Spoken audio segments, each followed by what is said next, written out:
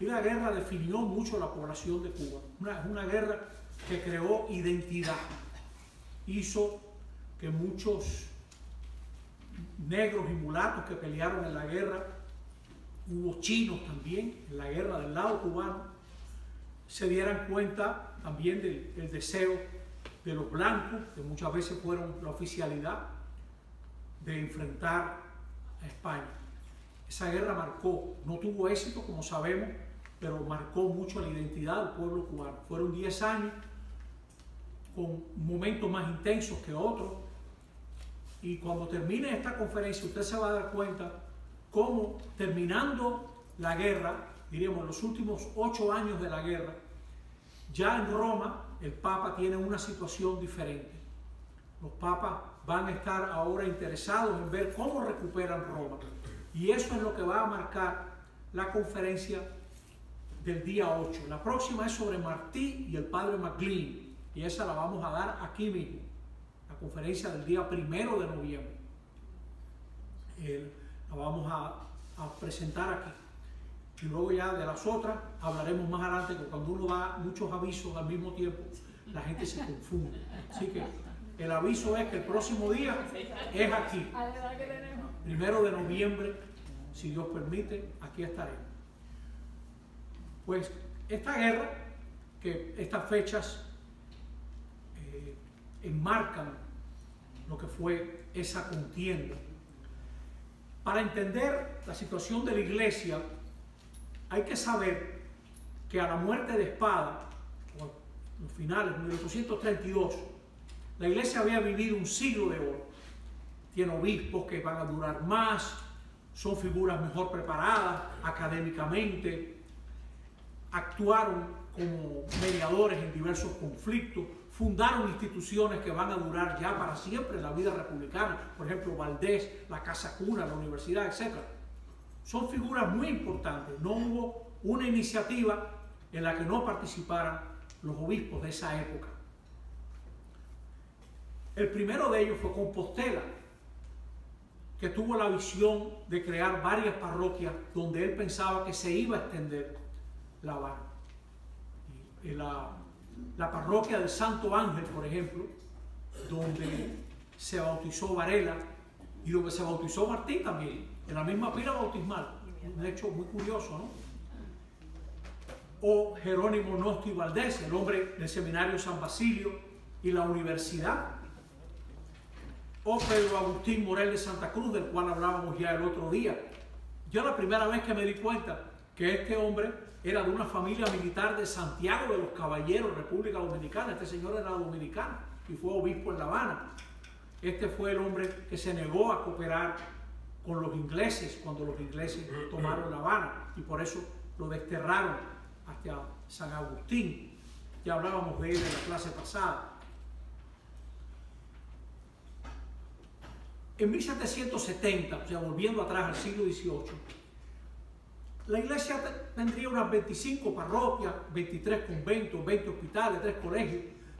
En La Habana, una ciudad de 75.000 habitantes más o menos, los historiadores Lopetegui y Subillaga, en esa famosa obra de la BAC, de la Biblioteca de Autores Cristianos, señalaban, bueno, la iglesia de Cuba se refiere a Santiago, perdón, o sea, ¿se acuerdan de eso que la gente de Oriente decía Cuba? Y era Santiago de Cuba, ¿no? Creo que hasta en el mismo ese canto, que yo tardé mucho en entender, donde dice, de Cuba para La Habana, vi pasar una vez. Yo creo que se refiere desde Santiago de Cuba para La Habana, ¿no? Uno entiende mucho eso cuando se da cuenta. Ojalá que los que me están viendo y saben de esto estén de acuerdo.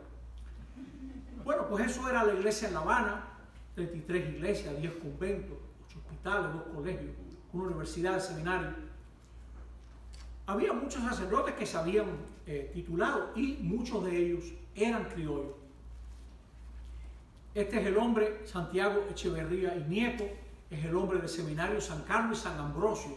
Van a aprovechar los edificios de los jesuitas que los habían expulsado en 1767, y la Catedral de La Habana era una iglesia jesuita, que en su época fue la mejor iglesia que tenía La Habana, muy bien pensada esa iglesia, y uno de los edificios más lindos que después fue el seminario San Carlos y San Ambrosio, con esa fachada preciosa que mira a la bahía.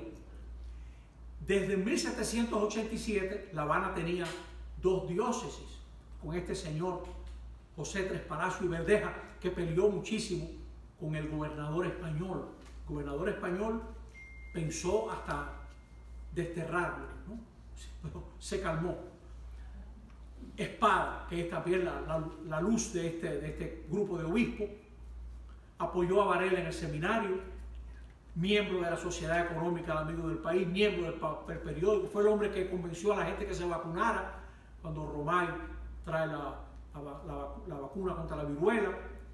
Un hombre respetado por la sociedad. Si recordamos en el entierro de este hombre, y esto lo recuerda Martí en un escrito, cuando llevaban el cadáver de Espada a entrar en el cementerio, los universitarios le arrebataron el cadáver a los eclesiásticos y ellos cargaron. Espada entra en el cementerio a hombros de universitarios, de muchachos de la universidad. Este hombre que siempre se habla de historia de la iglesia de esta época, hay que hablar de Reinerio Lebrón, dice que muchísimos de los presbíteros de Cuba eran nativos de Cuba, ¿no? Tanto en las 2 diócesis que había. Era una iglesia que empezaba a tener su propio clero, con estudios, gente muy bien dispuesta, muy querida. Muchas de las obras benéficas de Cuba se debían al cariño de la gente a estos sacerdotes y la confianza que tenían en ellos para hacer donativos, para aportar recursos, ¿no? Dice que muchos muchachos preferían estudiar en el seminario que en la universidad, y dan este número, 600 estudiantes. Varela va a tener en su cátedra de Constitución a toda una serie de figuras que lo van a estar escuchando. Y luego veíamos la clase pasada, la conferencia pasada, cómo él se traslada a España ese mismo año, de 1821, y va a estar en las Cortes 1822 y 1823. Y aquí el dato que yo les acabo de comentar, que impresionó tanto a José Martí. Martí nace el mismo año que murió Varela, 1853. Martí en enero, creo que Varela muere en febrero, por ahí. Toda esta sociedad, lo veíamos el otro día, cambió cuando Haití se destruye y entran en Cuba, van a entrar una cantidad enorme de esclavos. O sea que en 5 años entran en Cuba más esclavos que en 3 siglos, por la oportunidad tan grande. El azúcar tenía un precio impresionante porque Haití era el gran productor y de Haití no queda nada. Ellos corrieron, muchos haitianos corrieron a Santiago de Cuba. Yo estaba leyendo un relato de Leví Marrero, que hombre tan grande, ¿no? La obra de Leví Marrero, por cierto, que está entera aquí en la biblioteca de Iteras, la colección de Leví Marrero. Y en uno de los volúmenes estaba yo leyendo al pie de página, dice: mire usted cuántos apellidos franceses había en Santiago para hacer unas compras de tierra. Todos eran franceses, la gente que tenía dinero para poder comprar unas tierras que se vendieron en Santiago de Cuba. Va cambiando la composición de la población y se empieza a usar esta estrategia española. Cuba será española o negra, con lo cual la élite cubana, con ese miedo que había al negro y al esclavo y con ese racismo tan tremendo, pues mientras más hablaban de eso, más española era Cuba, la siempre fiel. En la siempre fiel isla de Cuba hay un elemento de miedo al negro. Hay un artículo muy famoso en la revista Hispanic American Historical Review de Stanley Urban. Yo creo que algunas bibliotecas no tienen digital ese artículo. El miedo a la africanización de Cuba como característica del siglo XIX cubano. Yo estaba leyendo en Comunicaciones, también de Leví Marrero, de los capitanes generales de Cuba, cómo estaban muy preocupados por mantener el balance. Hay uno que llega hasta decir tengo miedo que aumente mucho la población blanca con inmigrantes, porque el día que los blancos de este país se sientan seguros, aquí puede haber una guerra contra España. No nos conviene, hay que mantener ese equilibrio entre las razas para que se mantenga ese miedo. El temor de las élites y blancos a la haitianización. La iglesia intervino en muchas de las expediciones que buscaron esclavos y cada vez se encontraba más con la imposibilidad de evangelizar esa masa enorme de esclavos que estaban llegando. Y cada vez más también España tenía miedo que se le predicase a los negros, porque se sabía que los pastores metodistas habían influido mucho en Inglaterra para que se aboliera la esclavitud en Inglaterra. Primero el tráfico y luego la esclavitud. Y por eso van a establecer cada vez condiciones más estrictas para que haya capellanes en esos ingenios. Aquí les pongo unos comentarios de Claret, que era un hombre bastante ecuánime. Pero fíjate esta denuncia en 1852. Hacen bautizar a los esclavos, pero los tratan como animales, ¿no? Ellos mismos señalan el esclavo al esclavo, lo mismo que un caballo a la yegua, lo mismo que así. Y no pocas veces ellos mismos entran en esas relaciones, ¿no?, con sus esclavas, ¿no? Por eso son enemigos de las misiones, de la religión, de la moralidad, dice el obispo. Y comenta él mismo, en el mes pasado se hizo misión en el partido de Dátil y un amo envió una orden al mayoral de que los esclavos que allá tenían, que al esclavo que fuese a oír la misión le diesen 40 soles, ¿no? O sea que no quería que hubiera ese trato entre el cura y el esclavo por miedo a las ideas que podían comunicar. El otro día hablábamos de Varela y ahora nos toca poco a poco entrar en lo que fue la guerra de los 10 años. Fíjense lo que decía Varela en El Habanero, ya cuando él estaba en los Estados Unidos. Yo confío en el clero de la isla de Cuba porque le conozco y espero que si una política infernal intentase, como lo consiguió en España, tomar la religión como pretexto para sus inicuos planes, no solo no encontrará cabida entre tan beneméritos eclesiásticos, sino que cada uno de ellos en desempeño de su sagrado ministerio trabajará por correr este velo. Porque en un artículo que él tiene muy famoso sobre el trono y el altar, él dice: ustedes que dicen que están defendiendo el altar, quítense el velo, quítense la máscara, dirá él. Ustedes lo que están defendiendo es el trono. Ustedes están usando la religión. Lo que pasa es que Varela, y todavía va a decir más, sí, yo no dudo que esta será su conducta y que el pueblo de la isla de Cuba, lejos de ser jamás oprimido por el influjo de su clero, encontrará en él un firme apoyo, del cual en vano se tratará de privarlo. Nadie ignora las críticas circunstancias en que se puede hallar la isla, y ningún en esta materia será inoportuno, ningún aviso creo que en esta materia será inoportuno. Yo creo que aquí hay que decir dos cosas. Varela no contaba que el clero de Cuba iba a ser mayoritariamente español, y tampoco contaba con que ese clero mayoritariamente español iba a estar empeñado en mostrar que el único verdadero español es el católico. Porque hay que entender que no era nada que fuera español, sino español queriendo mostrar que el catolicismo era la única opción verdadera para una España que quisiera mantenerse fiel a sí misma. Era un catolicismo beligerante, excluyendo toda otra posición. ¿Qué es lo que voy a explicar ahora? En España había dos Españas. Y yo cada vez, y esto se lo dejo para que lo piensen, porque de esto vamos a hablar más adelante, yo no sé cuántas Cubas habría, ¿no? Pero yo creo que había como diversos niveles, ¿no? Así como aquí, los cubanos que vivimos en Miami, o que viven en Miami, yo estoy aquí de paso, espero, aunque no de pocas palabras.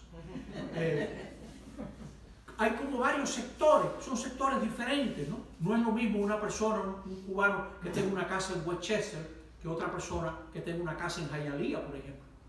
Pero bueno, ese no es el tema. Había dos Españas.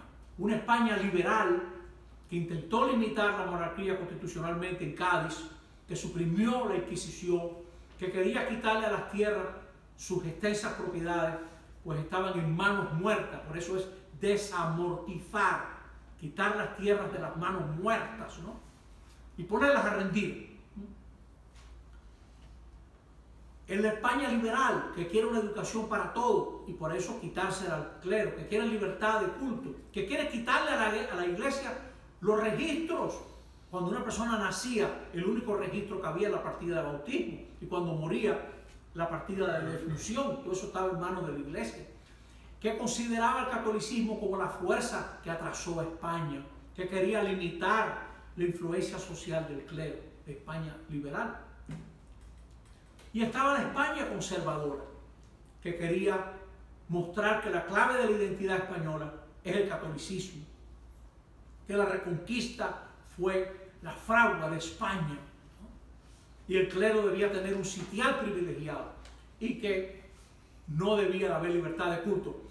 Fíjate si el catolicismo estaba tan metido de manera tan acendrada en España, que cuando los franceses invaden España, cuando Napoleón invade en 1808, una de las grandes fuerzas contra Napoleón fue el catolicismo, sobre todo el tradicional, los campesinos tradicionales católicos, que hubo gente que se alzó porque los franceses traían ideas impías de la Revolución Francesa, ideas de la Revolución Francesa, y eso hizo que hubo un catolicismo tradicional que apoyase luego a Fernando VII, el deseado, que se va a presentar como el paladín de la verdadera España, ¿no? Siendo así que su vida privada hubiera hecho llorar a más de un ángel, ¿no? O sea que este señor usó el catolicismo, ¿no?, para lo que le convino.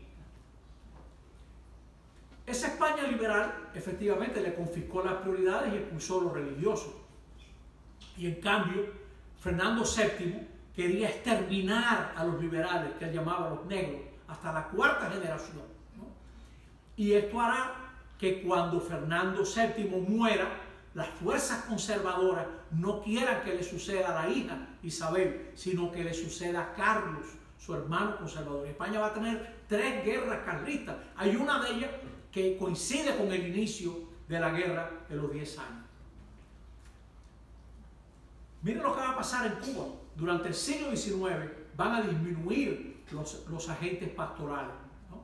Al principio no se nota tanto, pero ya pasan de 476 sacerdotes diocesanos a 438, y más adelante en el siglo va a ser mucho peor, ¿no? Cuando se apliquen las leyes de desamortizaciones, que yo me enteré hoy, yo pensé que todas las tierras se habían vendido de una vez. El conde de Villanueva, esto de nuevo, Leví Marrero, se queja en una carta diciendo: yo no he logrado vender casi nada de lo que le quitamos a la iglesia, porque aquí no hay capitales, y porque la gente tiene miedo que si compra, luego en España venga otra situación y le pidan lo que compraron, ¿no? Pero bueno, lo que sí es un hecho es que expulsaron a todas las órdenes religiosas de Cuba y de España. Le cerraron su noviciado, le confiscaron las propiedades. Eso pasó en Cuba. O sea que no quedan prácticamente religiosos en Cuba. Pero al mismo tiempo,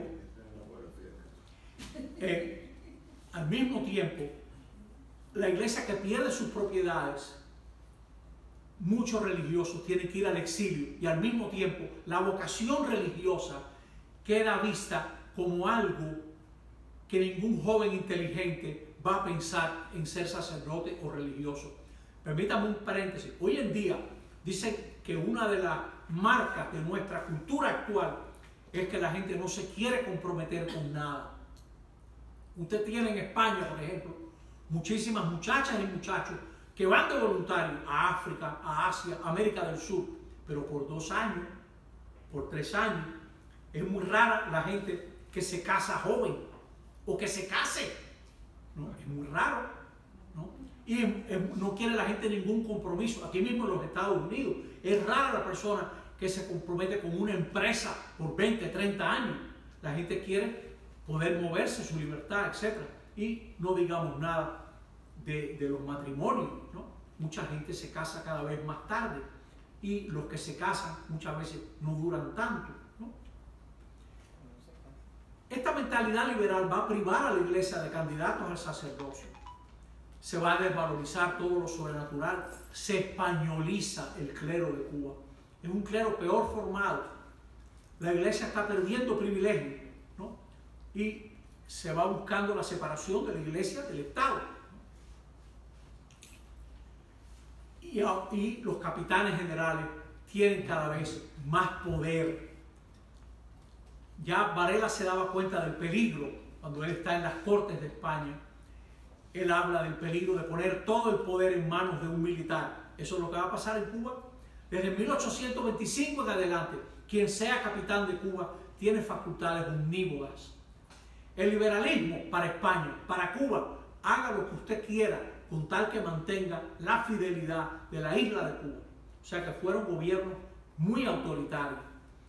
Porque España depende del azúcar cubana para financiar sus empleados públicos y para poder pagar los préstamos que le hace Inglaterra.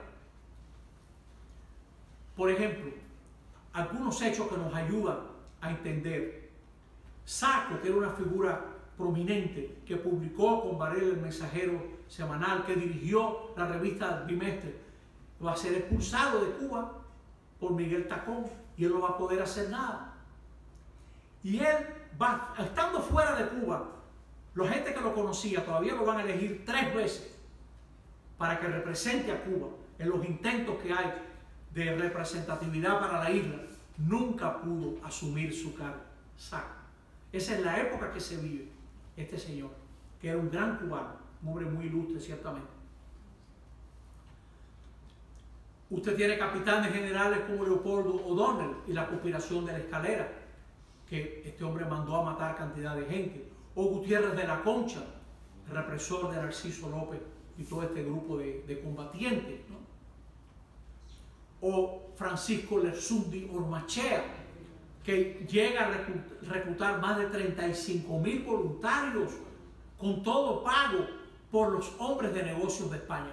En La Habana había un sector español comercial muy próspero, muy hábil, muy inteligente y muy bien conectado, que no quería que se cambiara la situación de Cuba por nada, porque ellos compraban barato en España y vendían caro en Cuba. Y ellos tenían aceitada toda la administración pública española, estos señores. Y por eso, cuando se hablaba de independencia, ellos fueron los que pagaron estos cuerpos, que en realidad eran paramilitares, estos señores, los voluntarios, incontrolables, ¿no? Aquí un grabado de la época. España, después del concordato, todas estas guerras carlistas, todas estas tensiones, van a tener su momento de paz en 1851. Hay un entendimiento entre conservadores y liberales moderados y la Santa Sede, un concordato. Y a raíz de ese concordato van a poder volver a Cuba 4 órdenes religiosas. ¿Cuál es el fruto? Inspirar a sus alumnos la lealtad a la metrópolis. No se crean que les fue tan bien con esto.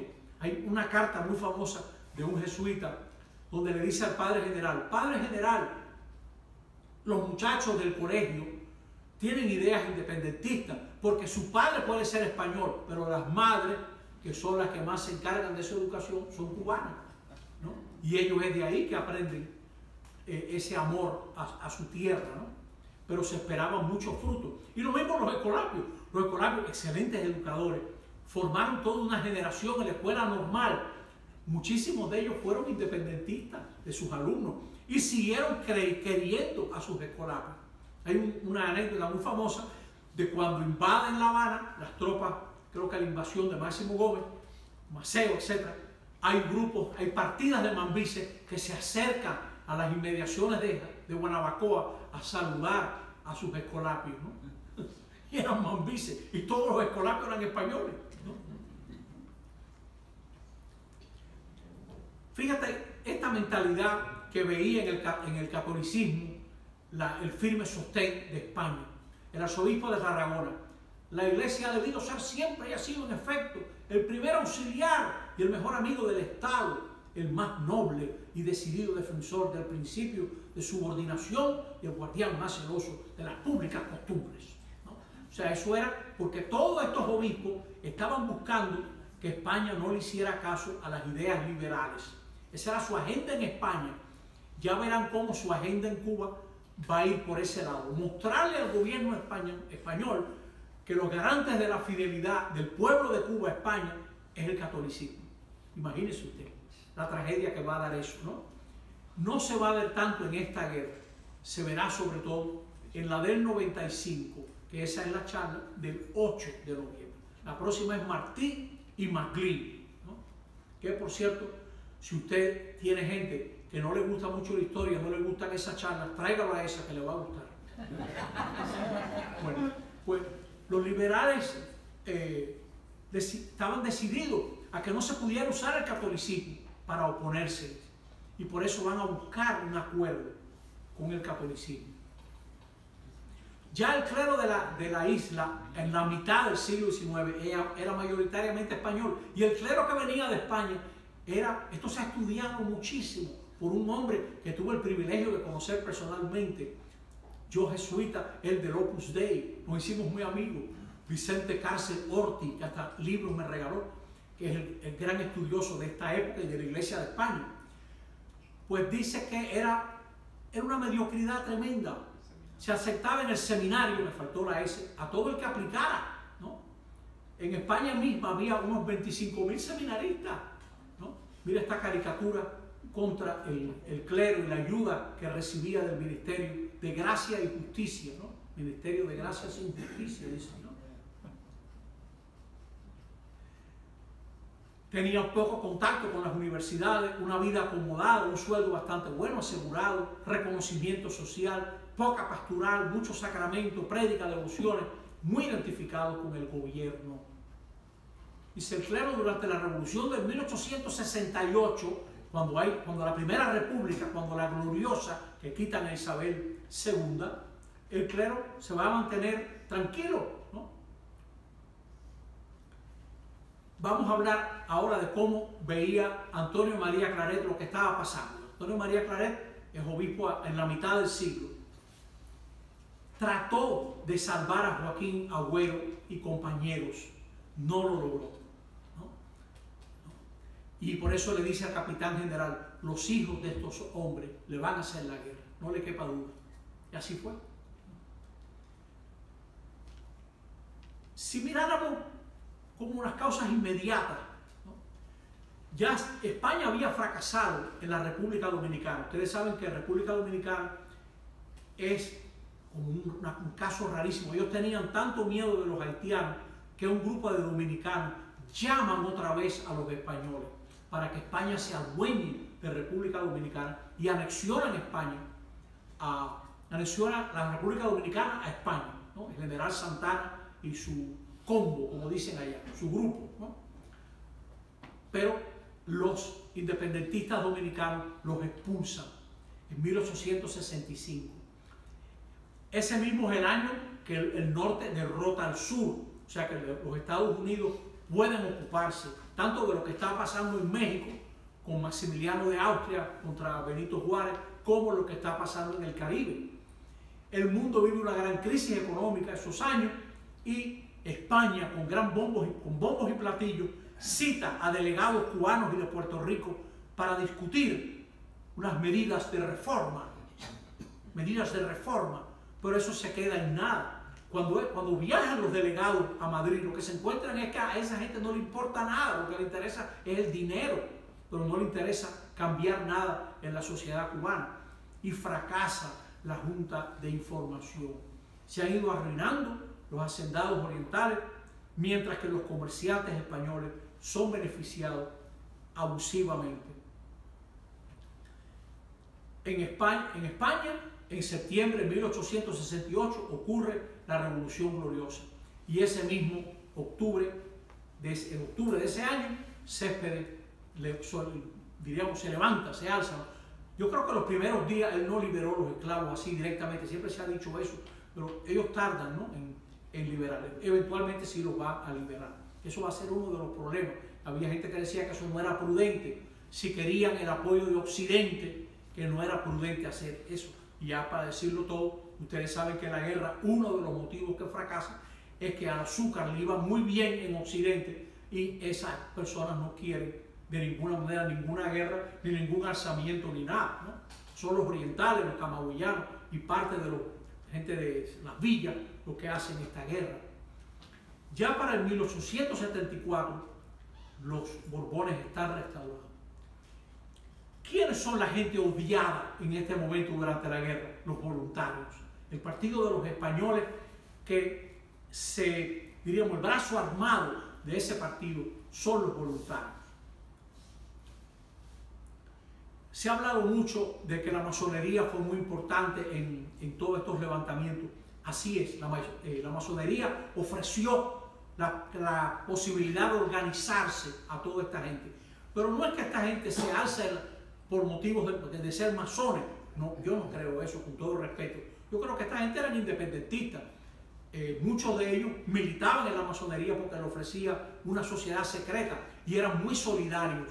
Pero masones eran también los militares españoles que fueron a Cuba a pelear contra los cubanos. O sea que eso de darle una importancia, diríamos, independentista a la masonería, podemos estar discutiendo aquí hasta el día del juicio, pero por ahí no va la cosa. Fíjate qué masones tan extraños estos, que son los que salvan las imágenes cuando arde Miami. Mucha de esta gente, la gente que cargó con los santos, visto por testigos oculares, ¿no? Claro que era su iglesia, ¿no? Ya a finales de 1868, la guerra era tan tremenda en Oriente, en ese momento, el 68 fue fuerte, el 69 también, que este hombre, José Olverá y Carrión, dice, estamos dando 1000 raciones diarias a la gente pobre. ¿Se sabe que en la guerra del 95 se va a hablar de reconcentración? Se dio también, ya en esta guerra, se dio que muchos campesinos abandonaron los campos y fueron a los pueblos a malpasar. Gente que pasó hambre, privaciones, enfermedades, etc. Se pasó muy mal y eso no se ha estudiado tanto. Ahora hay un suizo de la Universidad de Berna que acaba de publicar un libro sobre las reconcentraciones en Cuba y ya ha estudiado este tema, ¿no? En la guerra de los 10 años. En el año 70 fusilan a Francisco Esquembre por bendecir la bandera cubana y arengar a partidarios de la independencia. Él operó sobre todo en las villas, ¿no? Y en el 71 es el año de fusilamiento de los 8 estudiantes de medicina, entre los cuales había algunos antiguos alumnos de este colegio de Belén, ¿no? Creo que en la pared de los mártires han puesto algunos de ellos, ¿verdad? Bueno, esto para que usted vea cómo está ligado con los voluntarios. Los voluntarios habían tenido un gran defensor en un periodista, Gonzalo Castañón, que era coronel de voluntarios, que escribía insultando a los mambises, insultando a las mujeres de los mambises en aquella época. Hoy en día cualquier cosa se dice. En aquella época la palabra se tomaba muy en serio, eran gente muy seria. Y él desafió a un duelo, ¿no? a un periodista de Cayo Hueso, lo desafió y viajó a Cayo Hueso a batirse con este hombre, ¿no? Ya lo veremos. Esta es la época en que Emiliano Jerónimo Izaguirre honra a Césped como presidente de la República, ¿no? Le da honras a él. Y del lado español había curas que hicieron de capellanes de las tropas españolas y a veces era profundamente pro-español, fanáticamente pro-español, con una hoja de servicio impresionante. Yo he leído la hoja de servicio de este hombre, ¿no? Y a veces con mismo su dinero mantuvo a soldados españoles, cargó a militares españoles heridos, ¿no? Por supuesto, los cubanos lo estaban buscando, este señor, a Manuel González Cuervo, este cura, ¿no?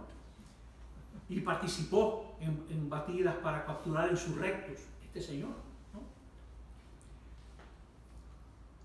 Gran parte del liderazgo independentista cubano había tenido que organizarse y pensar en instancias, lógicas y sistemas de pensamiento, liberalismo, carosismo, hostiles a la revelación, a la iglesia y a la jerarquía.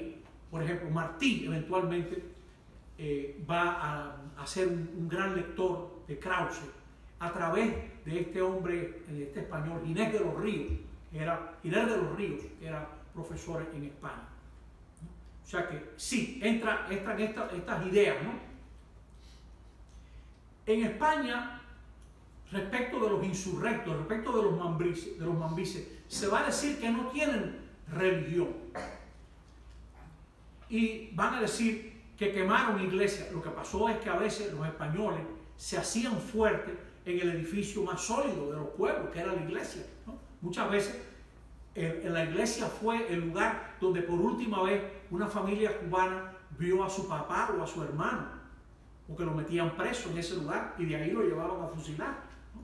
O sea que eran edificios que estaban mejor construidos que otros, ¿no? Abundaba mucho el bohío.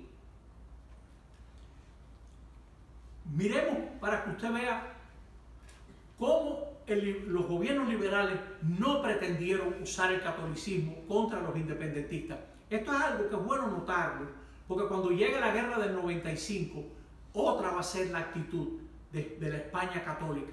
En ese momento, el gobierno español no está muy interesado en esto, además que tiene su propio lío, va a tener una república y luego el regreso de la monarquía.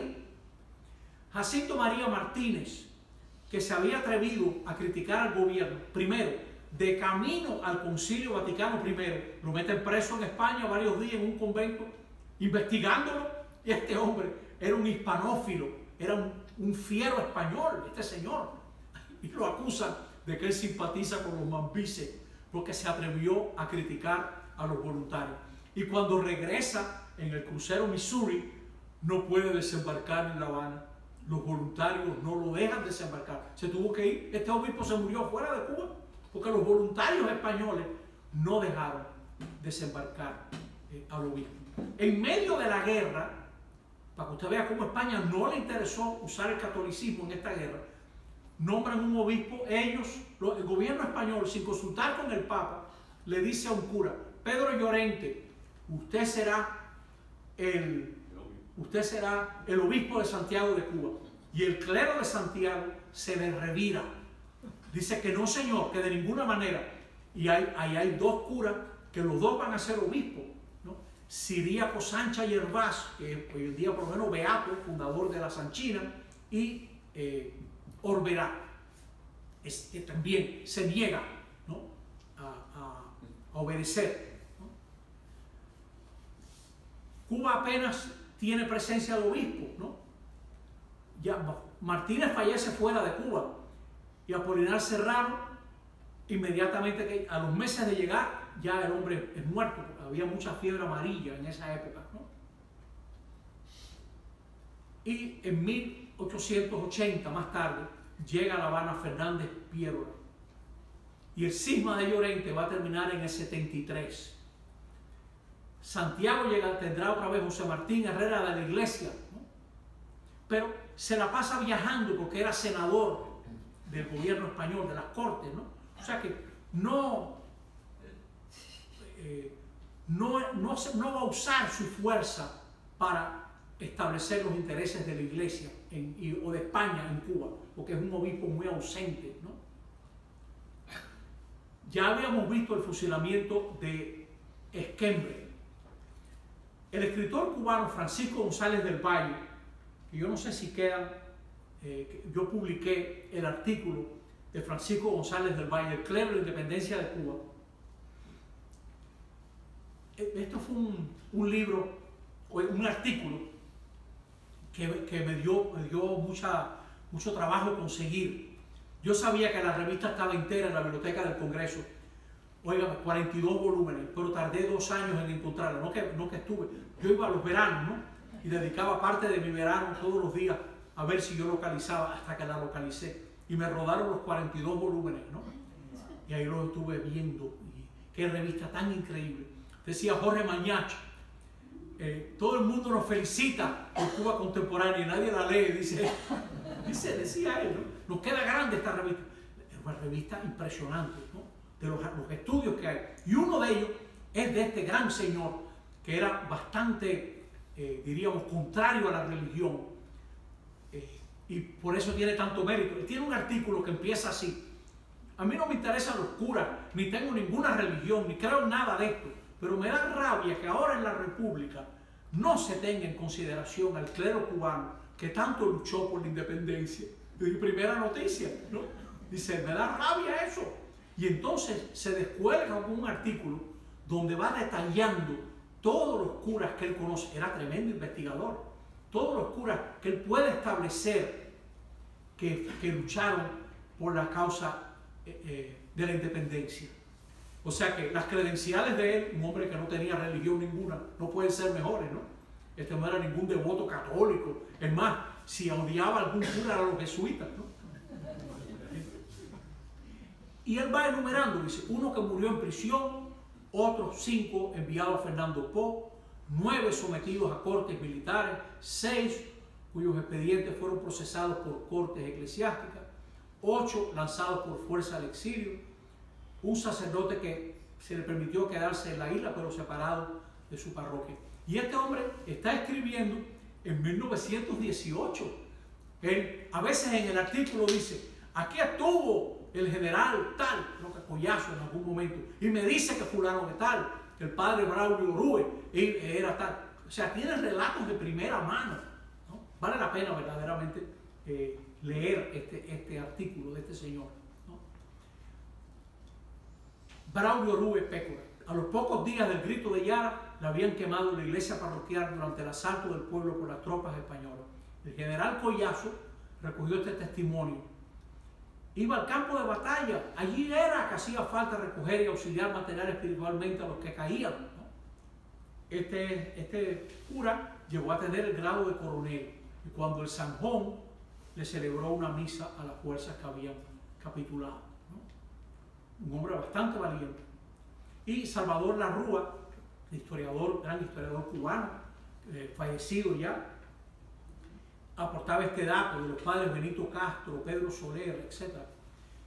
Miguel A. García, ¿no? Nunca más se supo de ellos, después que cayeron en manos de los españoles. Cuando nosotros nos reunamos aquí más adelante, primero, como le digo, viene el Martí, luego vamos a estudiar la Guerra 95, usted va a ver un cambio. ¿Qué es lo que va a cambiar entre las dos guerras? Esto que ustedes van a ver ahora. Va a cambiar la unidad italiana, va a crear una situación nueva en Roma. Desde 1861, Víctor Manuel II, hasta entonces rey del reino Piamonte y Cerdeña, es coronado rey de Italia en 1861. O sea que Italia empieza a constituirse ella entera, la península, cosa que no había ocurrido, yo creo que desde el tiempo del Imperio Romano. O sea, Italia ha estado en manos de todo el mundo, ¿no? Los pobres italianos, si usted le gusta la ópera, en ese canto de los esclavos, el coro de los esclavos,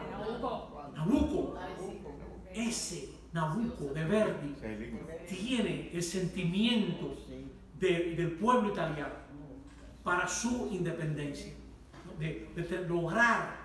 Entonces tienen este drama, que ellos son católicos de corazón, los italianos, pero no pueden aceptar que el Papa le impida la unidad, no lo pueden aceptar. Fíjense en morado los estados pontificios, pero ya cómo va a ir perdiendo, ¿no? Tú tienes primero el reino de Piamonte-Cerdeña, mírenlo ahí arriba, diríamos la parte superior izquierda, ¿no? O sea que está en el noroeste de Italia, ¿no? Y luego por adquisición la Lombardía en el 59. Y ahora miren las tremendas adquisiciones del 60. Parma, Módena, Toscana, parte de los estados pontificios, el reino de las dos Sicilias, Sicilia. Eso es cuando Giuseppe Mazzini, Garibaldi, etc., liberan esos territorios y se unen al reino de Italia. Y al Papa le queda ese cachito morado, ¿no? Después Venecia en 1866. Todo esto está ligado a la historia de Europa. Los piamonteses tenían un primer ministro que dice que de noche el diablo se aconsejaba con él, Camilo Benso di Cavour, que era un hombre habilísimo, y él se va uniendo, ¿no? Cuando le conviene con los prusianos, cuando le conviene con los franceses, etc. Y este señor va a lograr una Italia unida, y le falta esto que vemos en morado en el mapa. Pero lo va a lograr. Cuando Napoleón III tenga que sacar las tropas francesas que impiden que los patriotas italianos le quiten los territorios pontificios que le quedan al Papa, el Papa queda abierto a lo que hagan. No tiene defensa, tiene un ejército que el Papa le dirá, pongan una resistencia simbólica, ¿no? Y lo hicieron. Y ya, pero el Papa en septiembre de 1870 se queda con unas manzanitas en la ciudad de Roma, lo que es el Vaticano hoy en día, lo que es el Vaticano.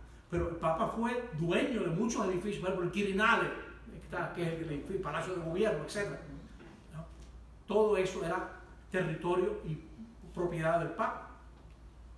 Y esto va a traer una grave consecuencia, ¿no? Este mapa es más o menos lo mismo, tal vez a veces el color desorienta a la gente. Ahí lo que usted debe de ver es lo que está al lado de Roma, que el Papa lo va a perder en 1870, en plena guerra de los 10 años. Y ahora el Papa, desde 1870, va a tener esta agenda. Cree que solamente será libre si él domina un espacio geográfico. ¿Por qué el Papa pensaba eso? Porque donde quiera que habían dominado los liberales en Italia, habían limitado la acción de los religiosos, la libertad de prensa la habían usado para insultar a la iglesia, para sacar todos los errores y fallos de la iglesia, de manera desmedida, exagerado. Entonces el Papa tenía mucho miedo y pensaba que él solamente sería libre si tenía un territorio, ¿no? Y ya lo que le quedaba era Roma, y él no quería de ninguna manera perder ese territorio, estaba amarrado. Fíjense que hasta Napoleón III le decía al Papa, santidad, su autoridad es moral, no busque territorio, entregue todo y usted va a quedar engrandecido con una gran autoridad moral, ¿no? El Papa va a ver cómo apuntara su estrategia de recuperar Roma. De un lado, España la puede ayudar, del otro, Irlanda, usándola como ficha para lograr que los ingleses presionen a los italianos para que le devuelvan Roma. Pero los obispos irlandeses le van a salir respondores. Todos son independentistas. Los obispos irlandeses le van a decir al Papa, sobre todo más tarde a León XIII, pues esto pudiera confundir. León XIII empezó a ser Papa en 1878, que va a ser un pontificado largo también. Como saben, este Papa vivió muchísimo, hasta 1903, y un Papa muy fotogénico. Busquen lo que está en internet, ¿no? Sale León XIII, sí, un hombre que pensó que iba a durar muchísimo. Un cardenal le dijo, santidad, en un cumpleaños, que usted viva 100 años más, y él le dijo, no ponga límites a la providencia. Pues él tenía su mente, ¿no? Entonces León XIII, que era padrino de bautizo de Alfonso XIII, o sea, era compadre de la reina de España, ¿no? Está muy interesado en que España se mantenga católica, porque España lo puede ayudar a recuperar Roma. Y todo lo que le pase a España y a los dominios españoles, lo mira desde ese lado. Además que al Papa le dijeron que las fuerzas revolucionarias de Cuba eran masones. Eso no va a tener ningún tipo de, muy poca incidencia.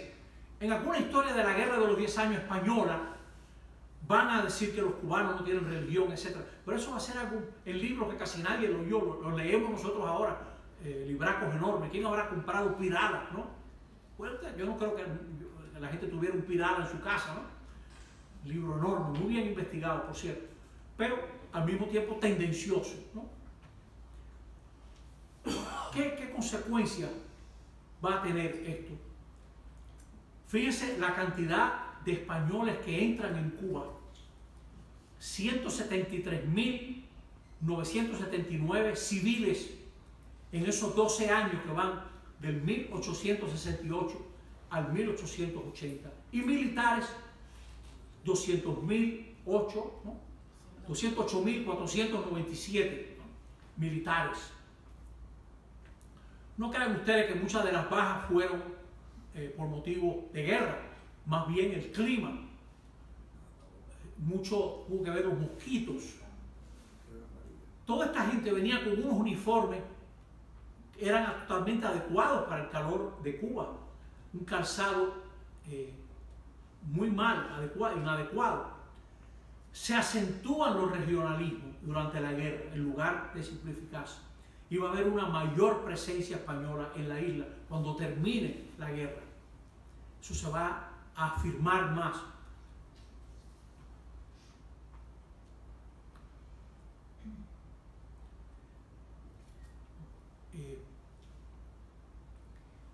Y también los intereses de los hacendados occidentales esclavistas, dueños de plantaciones contrarios a los sublevados en Oriente, eso se va a acentuar, ¿no? La guerra nunca llegó a Occidente. Hubo también divisiones internas entre los mismos combatientes. Yo he leído, por ejemplo, que Maceo se queja de que lo miran mal, como si él quisiera hacer una república negra en Cuba. Gente que le tenía suspicacia a Maceo, o gente que no quiere obedecer a Máximo Gómez por ser dominicano, no ser cubano, ¿no? Hay líos entre ellos, ¿no?, con los pertrechos. Será una de las peleas que tendrán Máximo Gómez y Martí entre las guerras. O sea, ya hacia finales de los 80 hay unas cartas entre Máximo Gómez y Martí, que por cierto las publicó Carlos Ripoll, excelente investigador, en un libro que se ha vendido, se conoce poco, donde Máximo Gómez y Martí se hablan durísimo, ¿no? Máximo Gómez le llega a decir: ya iré yo a hacerle la guerra en Cuba, y luego cuando hayamos votado a España lo llamamos, ¿no? Y dice, sí, es dolido, ¿no? Y Martí también diciéndole que él no quiere fundar otra tiranía en Cuba. Si usted vuelve a leer el manifiesto de Montecristi, que tiene esos anacolutos y esos giros tremendos, usted se dará cuenta que en el manifiesto de Montecristi, de marzo de 1895, usted va a ver cómo ahí hay el miedo a que Cuba sea una república teórica, como esas que hay en América Latina, ¿no?, donde tiene el nombre de república, pero la manda un militar. A Martí lo marcó mucho el gobierno de Guzmán Blanco en Venezuela. Yo creo que a él hasta lo votó Guzmán Blanco de Venezuela. Eso escribe una carta desde La Guaira a Costa, un poeta venezolano. Eso está presente, ese miedo al militarismo. Pero Máximo Gómez también dice: si no tenemos un mando único, vamos a fracasar otra vez. O sea, si ahora tenemos que sentarnos a discutir si tú me vas a dar pertrechos de guerra a mí, si tú me apoyas a mí en medio de la guerra, los españoles tenían un mando único y los cubanos estaban bastante divididos. Darle impresión, ¿no? Los historiadores españoles señalaron el rechazo del catolicismo por parte de los insurrectos, pero en realidad España ni se ocupó de la guerra, ni la Santa Sede tampoco. Les repito otra vez, esto para desgracia nuestra de los católicos, eso no va a ser así en la guerra del 95. El catolicismo en la guerra del 95 tiene su papel. También va a haber sus contradicciones entre la Iglesia y el gobierno español, pero estuvo más presente, ¿no? No hubo una respuesta común, organizada, pensada de la Iglesia española ni de la Santa Sede. Y los sectores liberales mostraron un desprecio de la Iglesia católica, hasta imprudente, diría yo. La Iglesia lo pudo haber ayudado más, a lo mejor, ¿no? Pero nombran un obispo, por ejemplo, impiden que Jacinto María Martínez desembarque, un hombre que era un súper patriota español.